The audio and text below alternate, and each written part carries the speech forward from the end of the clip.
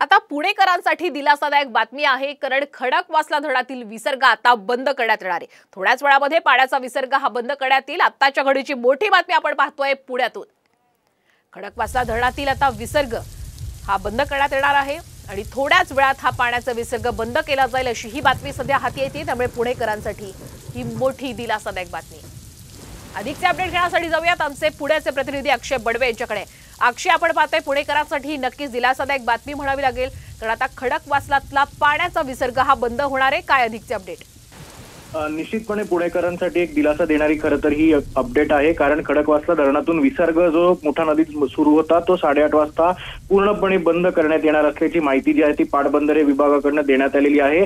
खडकवासला धरणाच्या सांडव्यावरून मुठा नदीमध्ये साधारणपणे 13,981 क्युसेक्स इतका विसर्ग सुरू होता, मात्र तो आता काहीसा पाऊस जो आहे तो धरण क्षेत्रामध्ये पावसाने विश्रांती घेतल्यामुळे पाटबंधारे विभागाकडून आता हा निर्णय घेण्यात आलेला आहे। त्यामुळे पुणेकरांना नक्कीच एक दिलासा म्हणावा लागेल।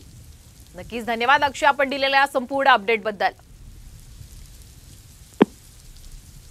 खडकवासला धरणातील विसर्ग आता बंद होणार आहे, त्यामुळे पुणेकरांना यामुळे दिलासा मिळणार आहे। आपण पाहतोय खडकवासला धरणामध्ये सातत्याने विसर्ग हा सुरू होता, त्यामुळे पूरस्थिती पुण्यात निर्माण झाली होती, त्यामुळे पुणेकरांसाठी आता दिलासादायक बातमी।